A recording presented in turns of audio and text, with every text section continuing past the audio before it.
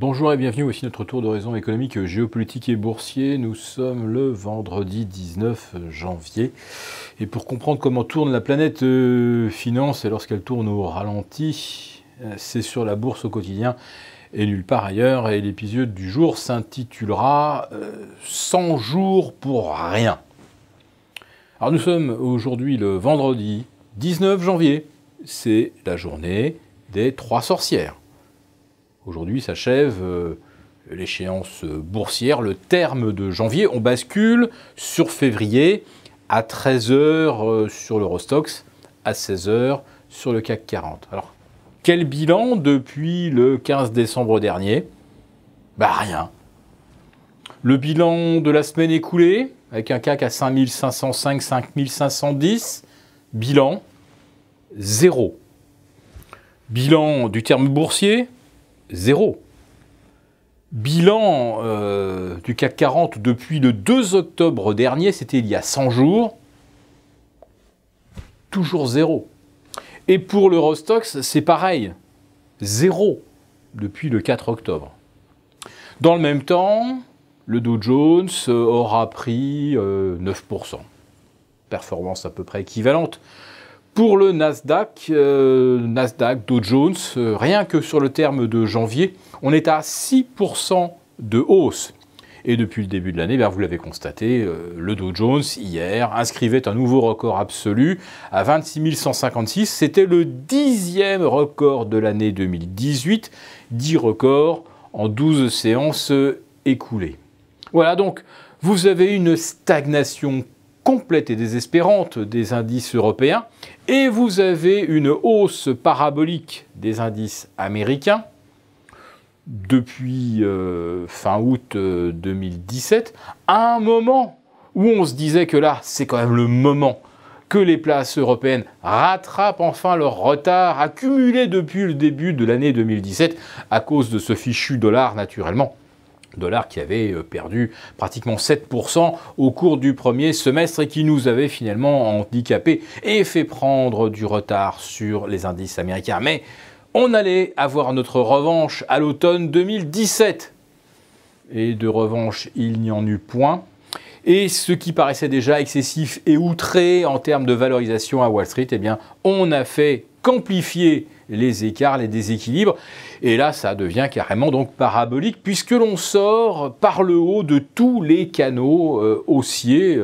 Donc là, ça ressemble effectivement à la fin de la bulle de la tulipe ou de la bulle des dot-com en 2000. Mais évidemment, personne ne veut imaginer qu'il puisse y avoir un problème quelque part. Alors, d'où cela pourrait-il surgir? Nous le disions avant-hier, oui, tout va forcément bien se passer. Le shutdown aux États-Unis va être évité. L'Allemagne va former un gouvernement. Enfin, pour l'instant, il y a eu un accord entre Angela Merkel, Martin Schulz, la CDU. Mais il n'est pas du tout certain que cet accord de gouvernement soit ratifié par la base, c'est-à-dire par les militants des 3 partis. Ce n'est pas certain. En Italie, on s'en va vers une inconnue totale pour les élections législatives de mars. Voilà M. Berlusconi qui fait son comeback et qui essaie de marcher sur les plates-bandes de 5 étoiles. Un mouvement passablement eurosceptique. Oui, les eurosceptiques sont majoritaires en Italie. Ça pourrait inquiéter les marchés. Mais voilà, finalement, ils essaient tous de se manger les uns les autres. Donc on n'est même pas sûr qu'il y ait un gouvernement de coalition qui sera potentiellement anti-européen. Et puis, aux États-Unis, vous avez Donald Trump, le fantasque Donald Trump, et qui commence à irriter franchement ses partenaires économiques en voulant tout renégocier, toujours au profit exclusif des États-Unis. Et s'il a fait le voyage à Davos, d'ailleurs, c'est pour dire à tout le monde, si vous voulez discuter avec moi, c'est qu'il faut consentir des conditions plus favorables aux États-Unis. Alors, ce genre d'unilatéralisme, ça ne va peut-être pas aller très très long, ça ne va peut-être pas fonctionner très longtemps.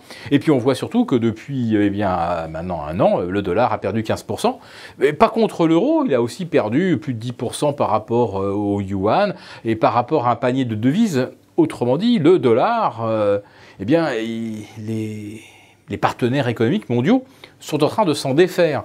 Et même si la rémunération du dollar est passée de 1,25 à un peu plus de 2 maintenant pour les échéances courtes comme le 2 ans, la meilleure rémunération du dollar ne le soutient absolument pas. Et la BCE a beau continuer de déclamer on est tranquille jusqu'à mi-2019 en matière de hausse de taux, qu'il ne se passera rien avant, eh bien, ça n'a rien à faire, le dollar continue de s'enfoncer. Et ça, pour l'instant, côté Europe, on n'a pas l'air de juger cela alarmant.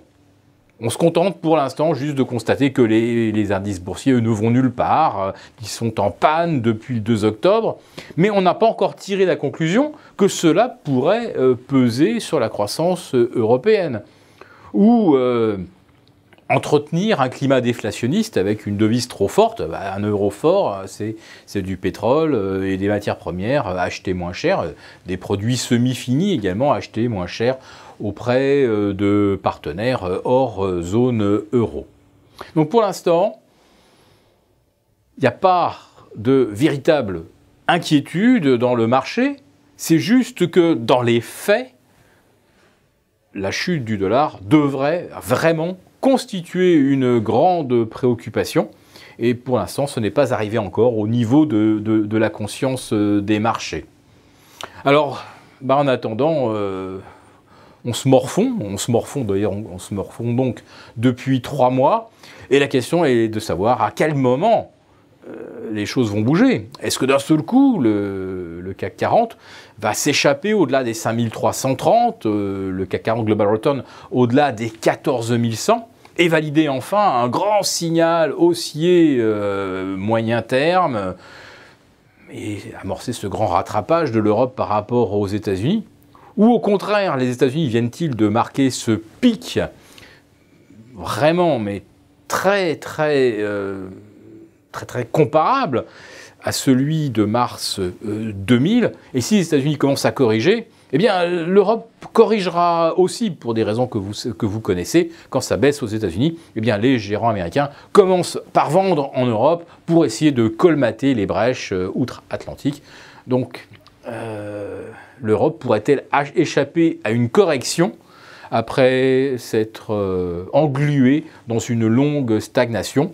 En tout cas, cette séance des 3 sorcières nous démontre qu'il n'y a mais vraiment aucune volonté de donner un petit coup de pouce, d'offrir un petit bonus pour la fin du terme boursier de janvier, dont je vous rappelle qu'il se solde par un score nul en Europe et plus 6% pour le Dow Jones et le Nasdaq. C'est absolument considérable.